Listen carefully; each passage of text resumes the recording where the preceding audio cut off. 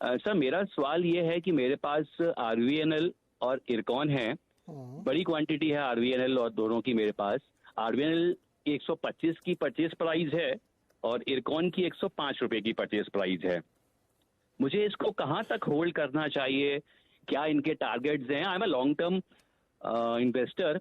और एंड में गावा सर, मैं आपका एक छोटा सा शिष्य हूँ और आज टीचर्स डे है, गुरु दिवस है, और मैं आपको आज प्रणाम करता हूं और आपसे बस इतना चाहूंगा कि आज के दिन आप एक ऐसी मल्टी बैगर पिक दे दे जो हम अगले गुरु दिवस पर आपके पास आके अपना अंगूठा आपको दे दें।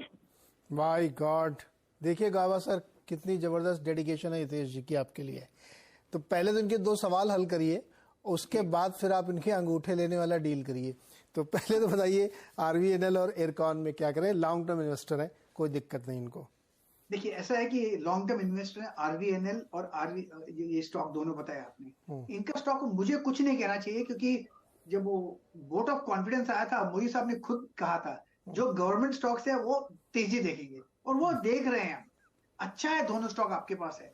जो पैटर्न बन रहा है आरवीएनएल में, जो 120 और 140 के बीच में बना है, एक रनिंग करेक्शन बना है। अब ट्रेड कर रहा है 157। मैटर ऑफ टाइम ये 200 भी चला जाएगा। आपको लगेगा बहुत एक्सपेंसिव है, मुझे तो प्राइसिंग का वैल्यूएशन कुछ समझ में आता नहीं, लेकिन चार्ट पैटर्न के हिसाब से लगता है ये तो रनिंग करेक्शन है, और इसमें हायर जोन में हायर प्राइस जोन देखेंगे, तो जस्ट होल्ड। और दूसरा है इरकॉन, 105 पे लिया है। इरकॉन भी अच्छा है इनके पास स्टॉक। इरकॉन का जो चार्ट है काफी बढ़ चुका है 129 के आसपास। ये लगता है काफी बढ़ चुका है, लेकिन शुरू हुआ था, क्योंकि इसकी जर्नी शुरू हुई थी 40 से 130।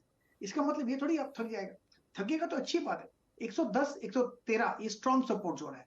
इसका भी लंबा घोड़ा है, ये भी 150 की तरफ जाएगा। Matter of time. आपका इन्वेस्टमेंट होराइजन लॉन्ग है, जब तक मोदी साहब हैं तब तक दोनों में स्टे इन्वेस्टेड। ओके, तो दोनों में इन्वेस्टेड रहिए। और आप गावा सर, हितेश जी कह रहे हैं कि कोई और ऐसा एक पिक बताइए जिसमें अच्छी कमाई हो। लॉन्ग टर्म इन्वेस्टर्स ले समय कोई दिक्कत नहीं इनको।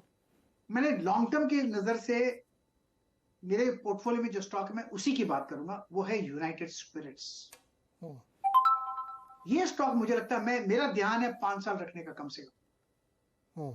उसमें कितना जाएगा, कहां तक जाएगा मुझे पता नहीं, लेकिन सेफ्टी मार्जिन हाई है और मेरी कॉस्ट भी बहुत कम है, 750 रुपए, 756 के करीब है शायद। तो मुझे तो फर्क नहीं पड़ेगा, लेकिन अब ऐसी जगह पर है, अगर इसमें डिप मिलती है, कहीं पर मिल जाता है तो ले लेना चाहिए, लेकिन नजरिया 5 साल का होना चाहिए। और पिछले दिनों मैंने एक स्टॉक फिर एंटर किया है लोअर सर्किट के आसपास, वो था जियो फाइनेंशियल। इसका भी नजरिया मैंने ध्यान रखा है कि 5 साल होल्ड करूंगा, 5 साल के बाद देखूंगा क्या करूंगा बीच में, मुझे पता नहीं, लेकिन ये स्टॉक मैंने खुद के लिए लिया हुआ है और करीब लोअर सर्किट के आसपास ही लिया है मैंने। तो ये भी एक नजरिया लंबा है 5 साल का कम से कम। ओके, तो देखिए गावा सर का एंट्री पॉइंट कितना बढ़िया है। अगर इसका लोअर सर्किट के आसपास लिया तो ये 205 210 के बीच में कहीं पे लिया है, और 750 पे यूएसएल। दोनों में डिस्क्लेमर ध्यान रखिएगा, खासतौर पे जियो फाइनेंशियल्स में, क्योंकि वो हमारी कंपनी की होल्डिंग है उसमें। तो हितेश जी आपको 2 मिल गए भाई बढ़िया लॉन्ग टर्म वाले, आप इसको लीजिए और अंगूठा देने की कोई जरूरत नहीं, उसको रखिए, आप ट्रेडिंग में आपके काम आएगा।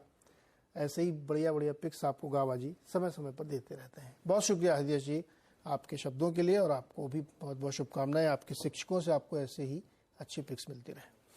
बता दें कि मनी कंट्रोल पर दिए गए विचार एक्सपर्ट्स के अपने निजी विचार होते हैं। वेबसाइट या मैनेजमेंट इसके लिए उत्तरदायी नहीं है। यूजर्स को मनी कंट्रोल की सलाह है कि कोई भी निवेश निर्णय लेने से पहले सर्टिफाइड एक्सपर्ट की सलाह लें।